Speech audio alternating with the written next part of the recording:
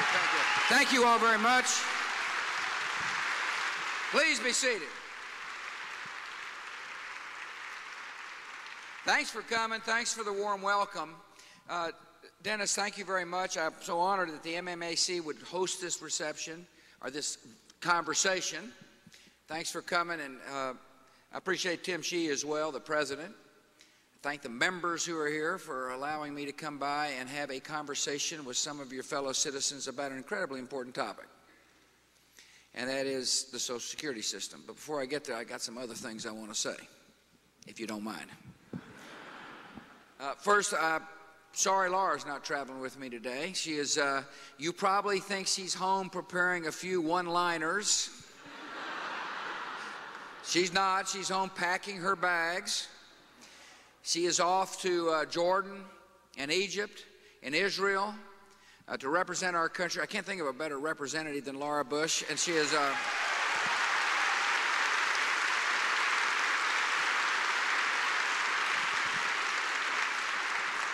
She's going to help advance the freedom agenda, which is really the peace agenda. The more freedom there is in the world, the more this world will be a peaceful world. And it's been an incredible time.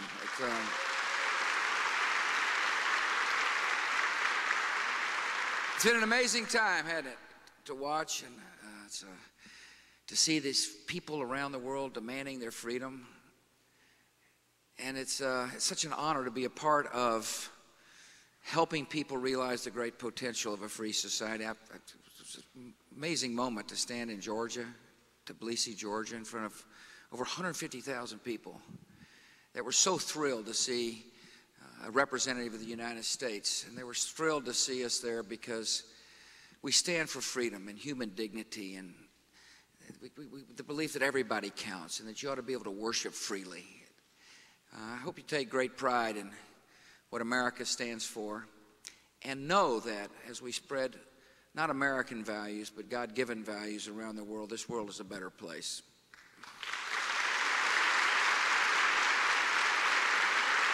I want to thank Congressman Paul Ryan. He's one of the bright lights in the United States Congress, a very sharp guy.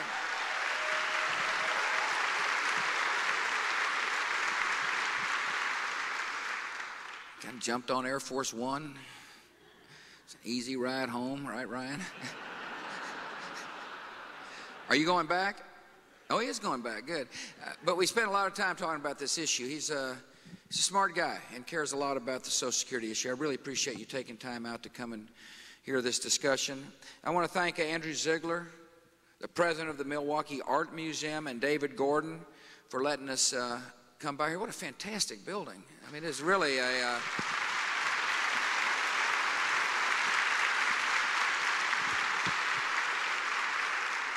I know you're incredibly proud of this fantastic facility, and I know the citizens of Milwaukee support it strongly, as you should.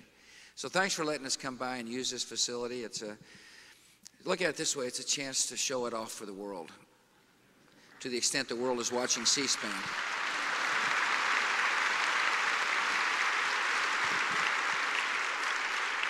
I just had an amazing experience. I stopped by a business here called onmilwaukee.com. A little bit of a following. Things are catching on. I rode over here with Jeff Sherman and Andy Turnoff, two young guys, Milwaukee citizens who started this company, entrepreneurs who took risk and have put out a product people obviously want. It's a fast-growing little business. I met our participants over there to talk about what we're going to do here. But also, I love to see entrepreneurs. You know, part of the role of government is to create an environment in which people are willing to take risk. And people, you know, these low taxes, reasonable regulation. We've got to get rid of all these junk lawsuits that are threatening small businesses, and the job creators. But I want to thank Andy and Jeff and their employees, our associates, for welcoming me there. And it was, thanks for putting me on the front page of today's edition. I also want to welcome Jack Voigt, the state treasurer, and the state Senate Majority Leader Dale Schultz. See you, Dale. Tell your wife hello. We travel on a bus together. Let me start off on Social Security by saying this.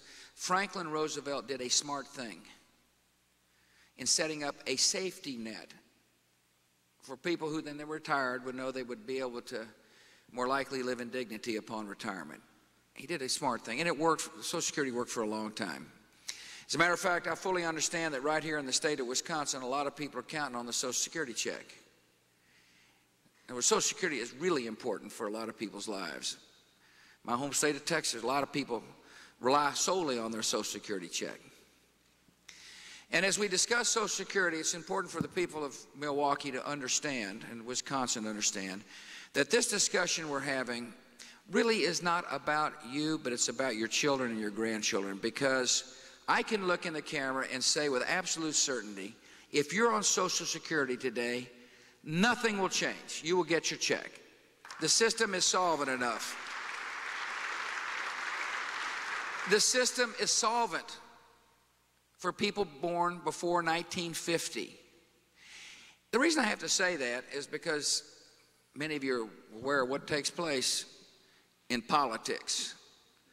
People say the darndest things to try to change people's opinions. They might say, you know, if so-and-so gets elected, you're not going to get your Social Security check. In other words, people have been using Social Security to scare seniors to vote one way or the other for a long period of time. And so therefore, when I'm talking about the reform, I want you to recognize, one, Social Security is important. And two, if you're a senior, you have nothing to worry about. You will get your check. But if you've got a grandchild, you've got plenty to worry about if you care about your children and your grandchildren. Here's why. Here's why.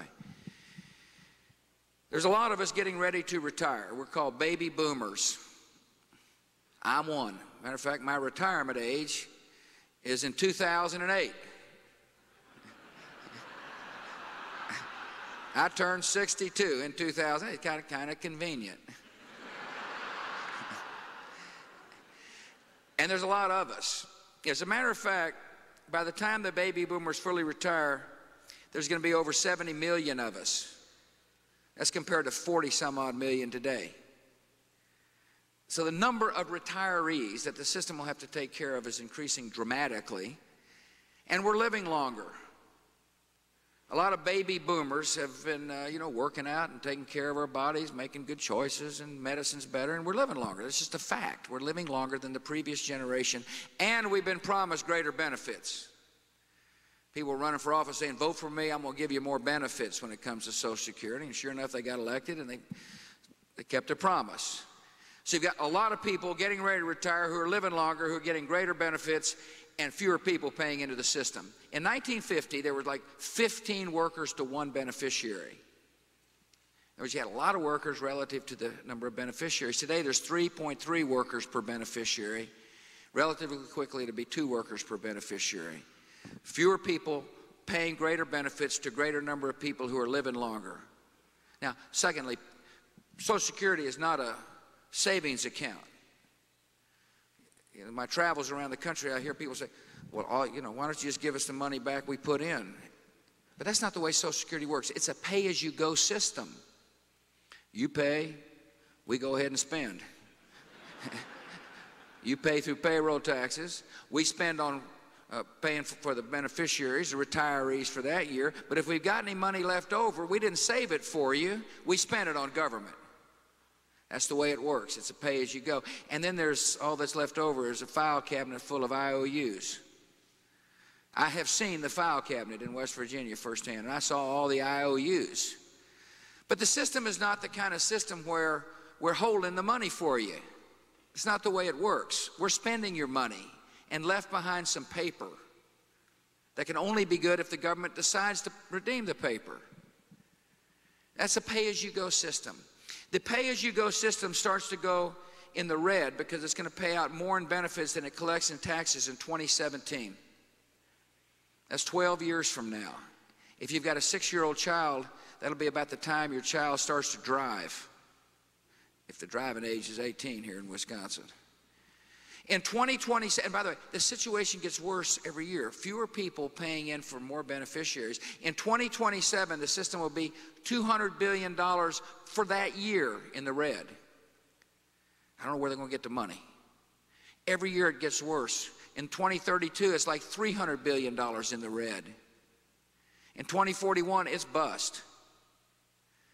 Now, if you're a senior, you have nothing to worry about because we've got plenty of money for you. But if you're a young worker, a young entrepreneur, a young mom paying into the system, you're paying into a bankrupt system unless the United States Congress decides to act.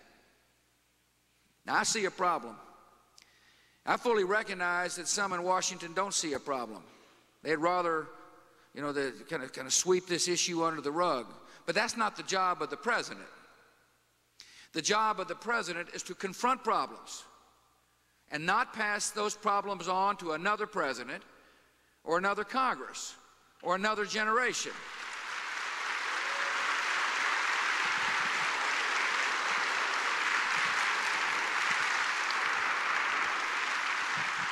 And I realize if we don't act, it's going to cost $600 billion a year because of inaction.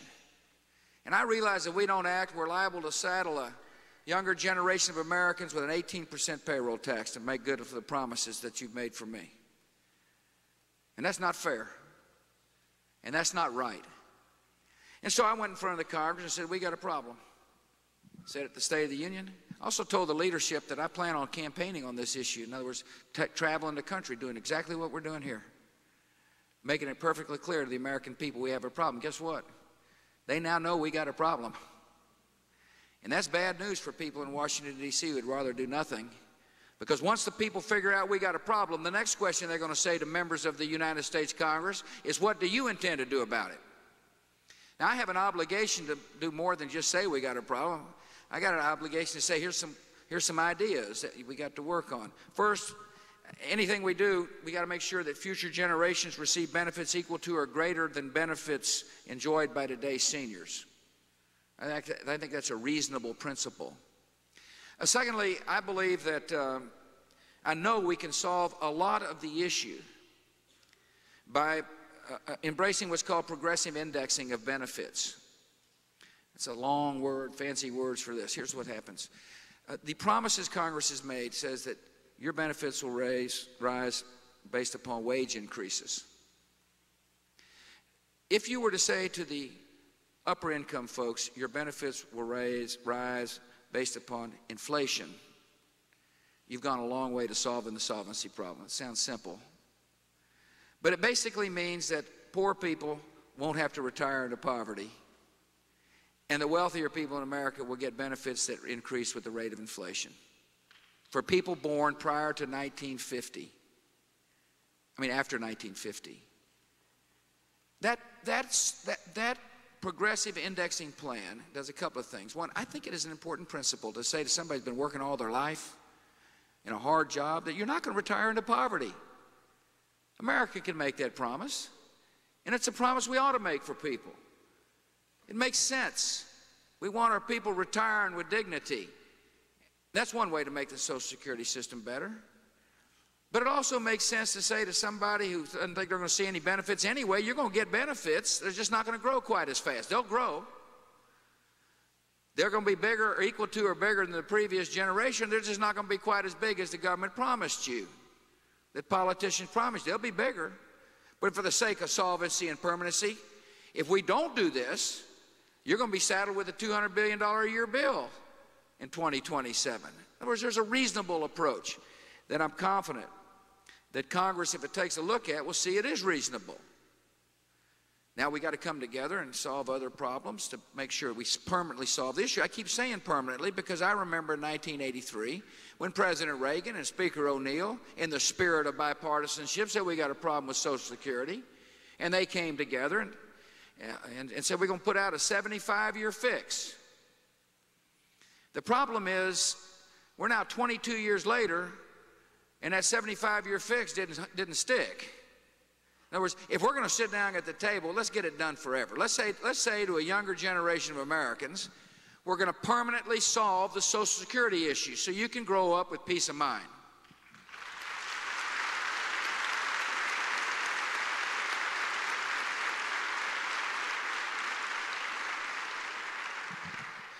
I'm almost through. I think as we permanently fix the system, there's an opportunity, I know there's an opportunity to make the system a better deal for younger workers. And so I've asked Congress to consider this idea. Younger workers ought to be allowed to take some of their own payroll taxes, if they so choose, and set up a personal savings account. Some of the taxes will be that they pay. After all, it's their money they're paying. They ought to be allowed to take some of their money and set up a personal savings account. Here are the benefits for doing that. One, the government does a lousy job on getting a good rate of return on your money. As a matter of fact, people calculate that the Social Security system, you earn about 1.8% on your money. That's not a very good deal.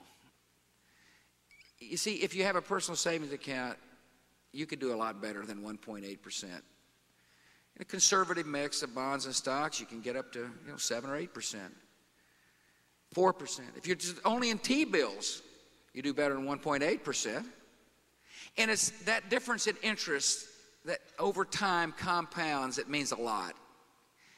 In other words, if you start setting aside money with a decent rate of return, it grows over time. It compounds. And it's that power of compound interest which younger workers ought to be allowed to take advantage of. But the system today doesn't let them take advantage of that.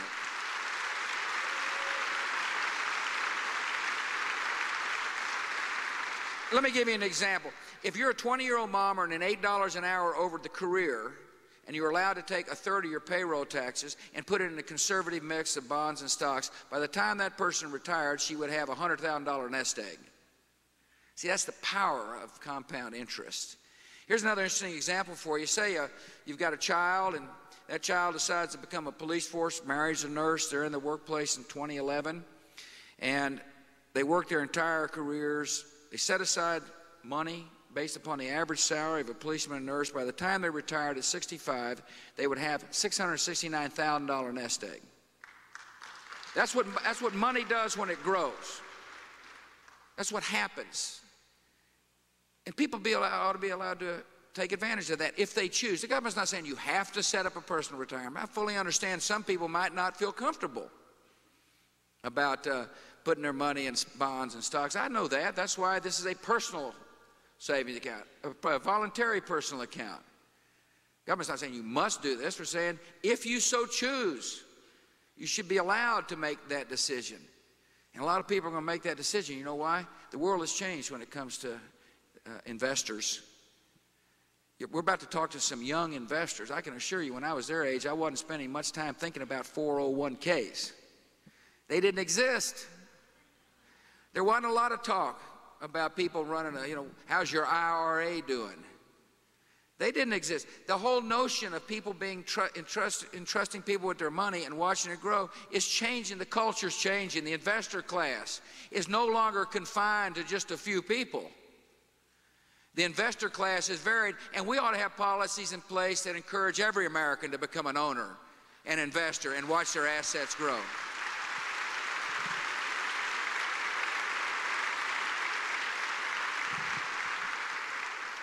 Laura said don't get too long-winded, but it's not working. A couple of other points I want to make. The system is inherently unfair to some. If you and your spouse are working and both of you contribute to the Social Security system and one of you die early, when you turn 62, you get a choice to make. You can either take the benefits accrued in the Social Security system to you or to your husband, but not both. Think about that. Somebody's worked all their life, contributed to the system, dies early, and the money just disappears. That doesn't seem fair to me. That doesn't seem fair to me that a fellow American's working all his or her life, contributing to the system, and then dies early, and the surviving spouse gets a burial benefit, and at 62 gets the greater of the benefit structure, but not both. That's not fair. If you allow a younger worker to set aside money and watch that asset base grow, you're really saying if something bad happens to you, you can pass that asset on to your surviving spouse. I like the idea of giving the capacity to a lot of people to be able to transfer assets from one generation to the next. That's what America's about.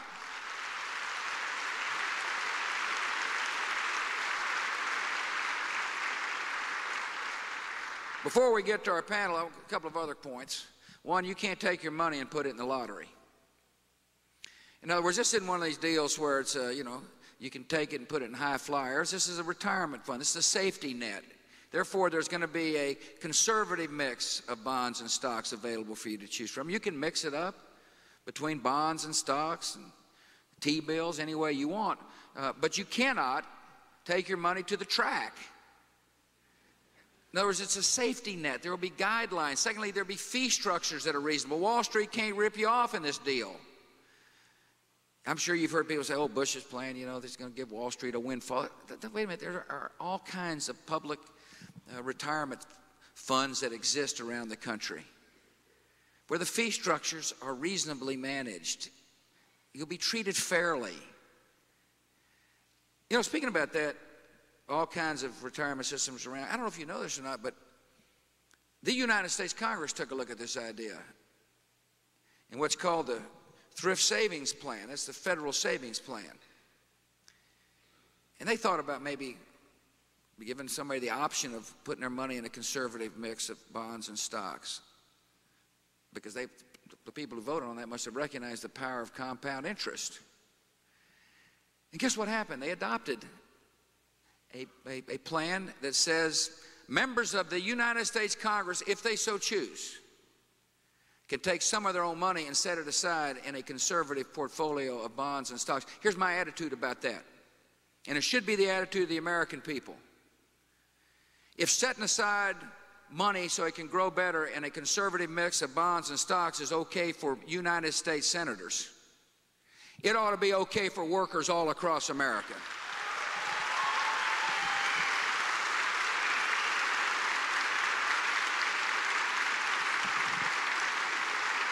Ready to go?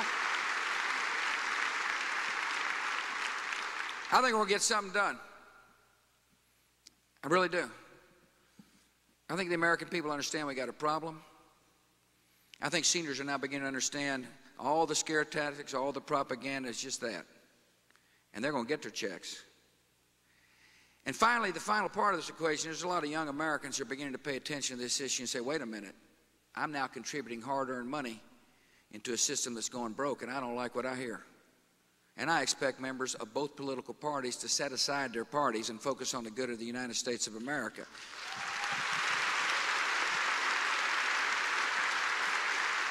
And I want to thank you all for coming. First, we're going to start off with Jeff Brown. Jeff is what we call an expert, right? I'll take that description. That's right. Tell us what you do. This isn't our first time we've been together, by the way. He's a fine lad. Thank you, Mr. President. I'm a professor. I don't know if I should admit it here, but I'm at the University of Illinois. And go ahead. Give the guy. He's sensitive. That's okay. Now, I have a PhD in economics. I've been studying Social Security now for about 10 years. And I think it's very important to really just begin by underscoring some of the points you made about the nature of the problem. If you take young people today, and suppose you have a young family that's making about $40,000 a year, that family is paying nearly $5,000 in taxes just to support the Social Security system.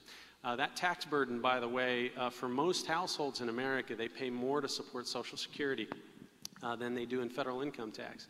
And the problem with Social Security is that $5,000 a year, it's not being saved.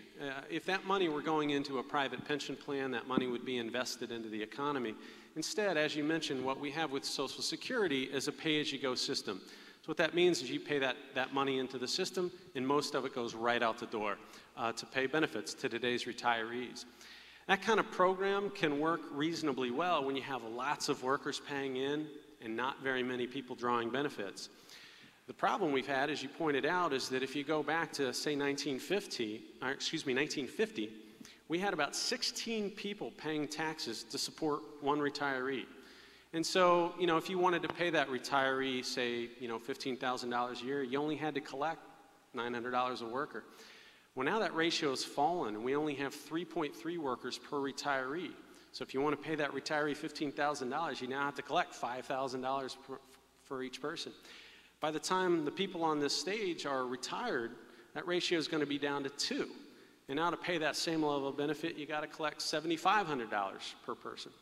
And so the problem with this kind of system is that unless you change the structure of the system, the only choices you really have are to keep raising taxes or to some point not let benefits grow so fast. And what we really need is a component of this system. The only real way to take the burden off the future generations is to have a savings element to this system, increase national savings in the process, hopefully. And that is beneficial for the economy as well. Yeah. Are students paying attention to the issue? They certainly are after they get in with my classes. Oh, yeah, that's good. You know, one of the things you hear, thanks, Jeff, thanks for coming. I like to remind people, he's a PhD, and I was a C student. I want you to take note of who's the president and who's the advisor. Right, Bobby? Bobby Kraft. Welcome, Bobby. Thank you, Mr. President. What do you do? I'm president and CEO of printing and a mailing services company here in Milwaukee, First Edge Solutions. Started it? Yes, 2 years ago. Congratulations. Entrepreneurial spirit strong. Thank you. I learned that from my chairman over there, my dad. He has a company opened first. They're 450 employees. Great, fantastic. So you it's and your dad have got the same hairstyle, I notice. Yeah. Absolutely. Yeah. Sorry, Bobby. It's been tough. It's been real tough. Yeah. Anyway, how many employees you got? We have 20 full-time employees. Good. Add any last year? Yes, we did. Yeah. Do you realize, it's a little off the subject, but 70% of new jobs in America are created by small business entrepreneurs. And I want to thank you, Bobby, for being a small business entrepreneur. Thank you, Mr. President. I asked the same question to onmilwaukee.com. They added some employees last year, too. It's a good sign. Young entrepreneurs taking risks, building businesses, and employing people. Now, Bobby, tell me, you're here on Social Security. Correct. Why? Besides the fact you got invited and you want to see the art museum. Before I got into printing, I did have a short stint as an investment advisor. And the first thing I learned getting into the industry and studying all the financial books is that don't count on Social Security to be there. We take that same level of education. We teach our employees that they need to take advantage of the 401k we put in place for them because of the fact, the way the Social Security system is set up, we cannot count on that to be here. Yeah, let me stop you. Young guy sitting here in Milwaukee, Wisconsin, in front of the president, don't count on Social Security to be there. A lot of people feeling that way here in America. What I'm telling you is, if we can get the United States Congress to listen to you, we can put a plan in place to make sure Social Security is there. Keep going, Bobby. Keep going. It's got to be a little depressing to be paying small business rates, small business payroll taxes into a system where you say, it's not going to be there. It's not good government. Ask people to work hard, pay a payroll tax, and have people think, a lot of people think it's not going to be around. That's the problem. That's the issue. If you're a senior, you're going to get your check. Bobby's a little worried about his. Keep going. Thank you. I also have our Chief Financial Officer in the crowd, Lisa Sanregret, and we, at our quarterly meetings, she really takes it upon herself to take the time to educate our employees on it, because we have employees from all demographics, different cultures, different languages on our floor, and most people don't understand the tools of compounding interest that are available to them, and it's very important. So we take it upon ourselves as the company to be the voice for the employees and help educate them. I appreciate that. So Bobby just said he's setting up a plan that says to his workers, you can watch your money grow. And we want you to have a retirement system, and it's called a 401k. Appreciate you setting it up. But part of what we're talking about is an educational process. I understand that. You know, Bobby said some people going around the water cooler aren't so sure they want to take risk with the money, you know. It's managed risk, certainly not overwhelming risk. And my attitude about that is, if you're nervous about it, stay in the system. You know, stay in the system as is. If not, you'll get some Social Security benefits, but you're also going to get the benefit of owning your own money and watching it grow. And then when you retire, you'll have a nest egg. By the way, a nest egg that doesn't end up in a file cabinet in West Virginia, a nest egg you call your own that the United States government cannot take away from you.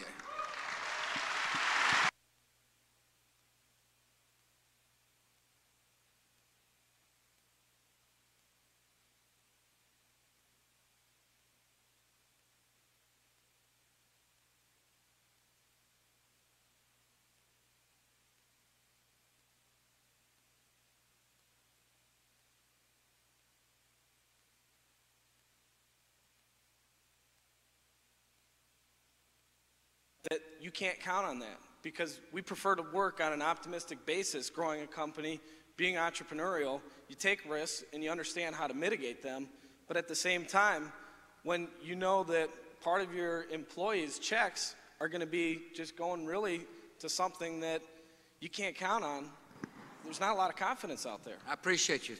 That's the problem. That's the issue. It's the issue confronting people in the Democrat Party, issue confronting people in the Republican Party. The fundamental question in Washington, D.C. is there the political will to do what's right? To answer the question Bobby just brought up, and that is, how can you look a worker in the eye and say you're working hard, you're contributing to a system that's going bankrupt? Now's the time to get after it and solve this problem once and for all. Bobby, thanks for coming. Very articulate. Good luck in your business. Glad you're here. Thank you, Mr. President. Sorry. Thank you.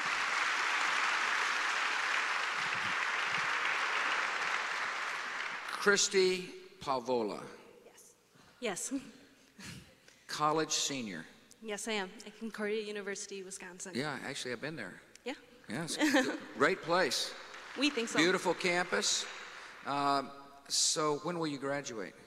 May 2006. Yeah, I got another year to go. Yes. Are you out of school now? What? I mean, a little summer Yeah. break? Yeah, we just finished Friday. Good. Well, congratulations. All A's. Hopeful. Yeah. It's none of your business, Mr. President. What would you like to do upon graduation? I would like to teach in the Lutheran schools for the Lutheran Church Missouri Synod. Awesome. Yeah, good. Wants to Thank be a teacher? Yes. Thanks for teaching. By the way, if anybody's looking for a way to contribute to society, teach.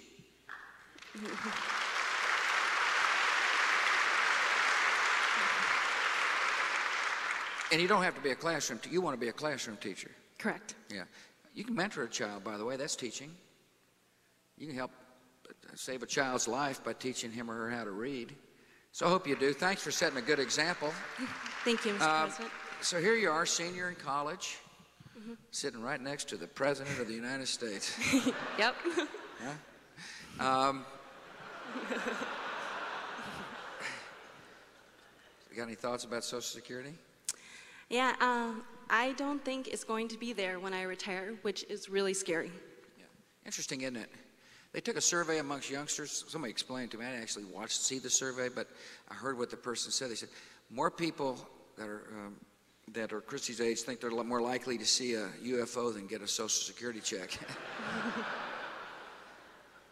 It's pretty frightening when you think about the fact that a lot of young people are going to be putting a lot of money into a system that may not be around. So we're sitting here with a senior in college saying, I don't think the system's going to be around. Got anything else you want to say? I really like the idea of personal savings accounts. I like the fact that I have control over my money, and I have the assurance of knowing that that money will be there when I retire. Yeah, thanks. That's a pretty sophisticated point of view for a college senior. I appreciate it. I hope people your age are paying attention to the issue. Hopefully, it's an important issue. It's a huge issue. It's a huge issue when you think about working hard, putting payroll tax in a system that's going broke. Imagine that. Just say we just started new, and I say, all of you who want to contribute hard-earned money to a system, but it'll be broke within 20 years, please raise your hand. Not a lot of contributors. You don't have the choice. But we've got a choice in Washington to do something about it. That's what the choice is, and I intend.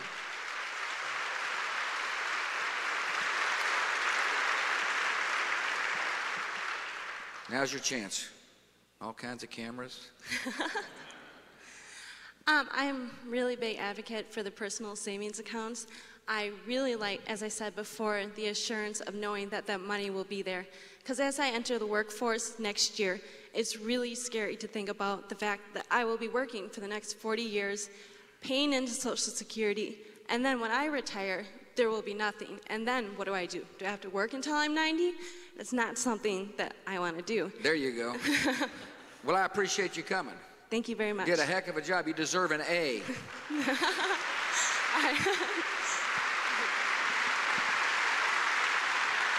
We'll have to carry it over for next year, though. Okay. Good job. Thanks for coming. Thank you. Andrea Martin, welcome. Thank you. It's an honor to be here, Mr. President. Andrea, what's a little bit about yourself? Well, first of all, I'm assistant director at a preschool in Germantown, Rainbow's End. Good. Got a child? Yes, I do. He's 3, and it's one of the hardest jobs that I've ever had to do. Yeah, listen, Andrea's a single mom. Being a single mom is the hardest job in America, and I want to thank you for being a good mom. Thank you.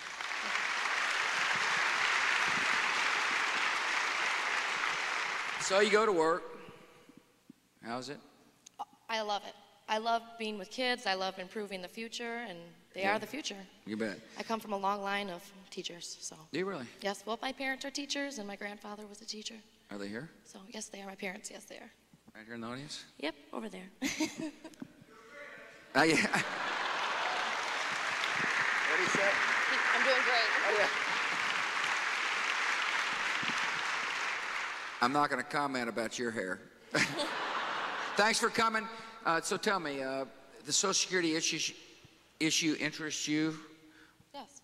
Well, being a single mother and part of the working poor, it's very important for me to have something to rely on. Yeah. And with the current system in place, we look down the road and it's not going to be there. Right. And if it is there, it's going to be real slim. You paying payroll taxes? Oh, you better believe it. Do you feel it? I don't see it. No, but you feel it. Oh, yeah. Well, you see what would have been and what wasn't when you get your check stub, right? Right. So for me to have the option and the choice to put my money into something that I will see in the future, is just great. Yeah. See, it's an interesting thought, isn't it? A single mom sitting here saying she wants to have the opportunity to take some of her payroll tax. You called yourself the working poor? Yes, I did. Well, I hope that doesn't stay that way. I Keep hope working. not either. Yeah. But the point is that this issue affects people from all walks of life, all income levels. But how about, I gave the example of a single mom working $8 job all her life. And if able to put aside a third of her payroll taxes and watch it grow in a reasonable rate of return, that person would end up with $100,000 coupled with a Social Security system that have her benefits grow with wages. And see, and then all of a sudden Andrea's sitting there with $100,000 as part of a retirement plan that she can do whatever she wants. In other words, you can use it for your retirement or drop it on the little one. Exactly. And that's why this The little guy. The little guy. Yes, Angelo is a big part of my life, and I want to make sure that not only my future is secure, but his as well. And with this plan, I believe that it is a great option to put my money into a fund that will earn interest and will be there. And for the next, 40 to 50 years that I work, Yeah. I'm going to see it. There you go. Because I deserve it. See,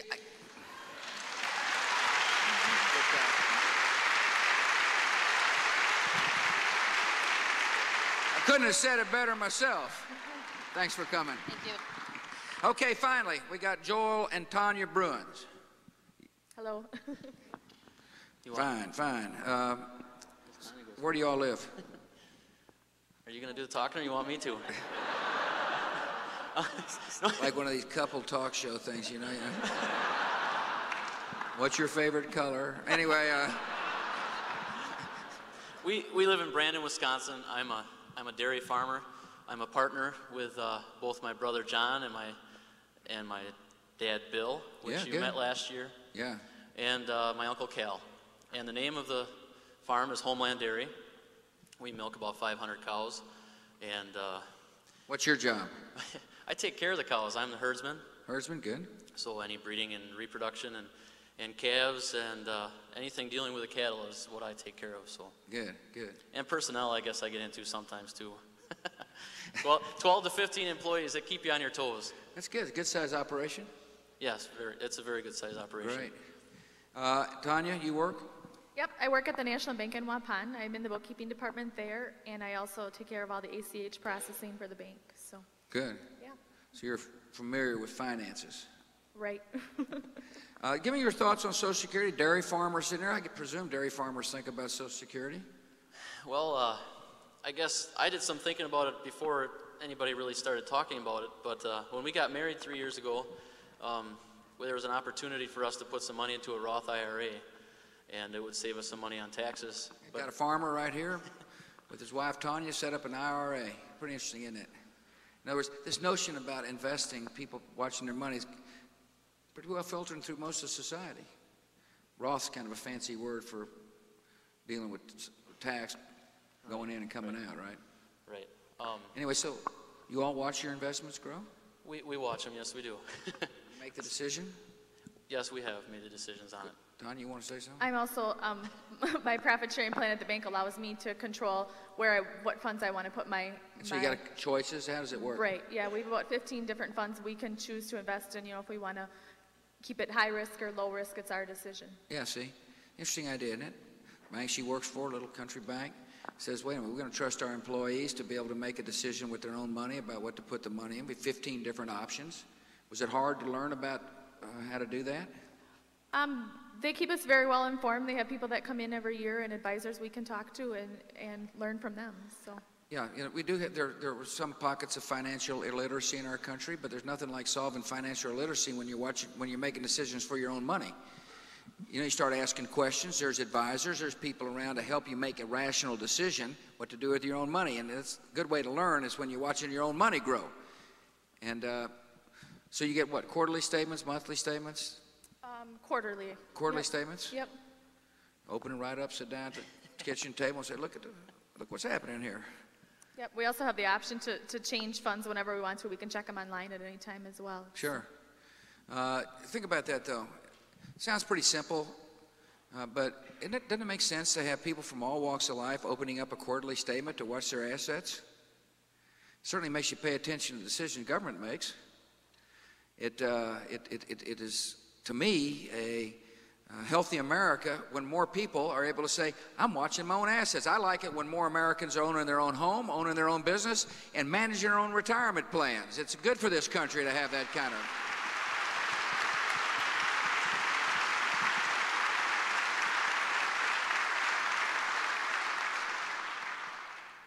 You got the mic.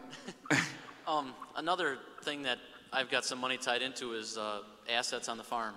Yeah. One thing that I think of is how I was brought into my farming career by my dad, and I know that there's some things that he's passed on to me. If I have kids, and we plan on having kids, I would like to be able to pass some of those assets on too. So I'm not going to be able to get every nickel out of those assets that I've got currently. So that's another reason that I'd like to be able to set an IRA account up, or to be able to take that Social Security 4% and be able to start saving for my future so I can take care of my kids. Yeah, I appreciate that. By the way, one way to make sure families stay on the farm is to insist that the United States Congress get rid of the death tax forever.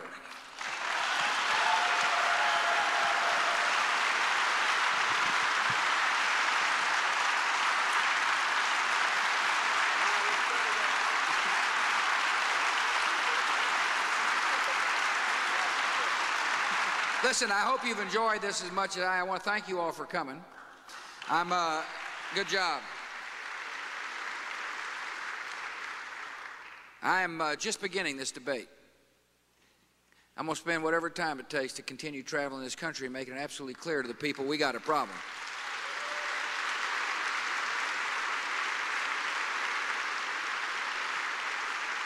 I will continue to reassure seniors who are counting on their Social Security check, you have nothing to worry about. You're going to get your check. I don't care what the mailers say, what the advertisements say, you will get your check. That's a pledge this government has made, and it's a pledge it'll keep. And I'm going to continue reminding youngsters that they need to get involved in this issue. Because if the United States Congress does not act, we have saddled a young generation with an incredible burden. And I don't think that's right. I think now is the time for people in Washington, D.C. to set aside partisanship and come together and solve this issue one time and for all. for the good of the United States of America. Thank you all for coming.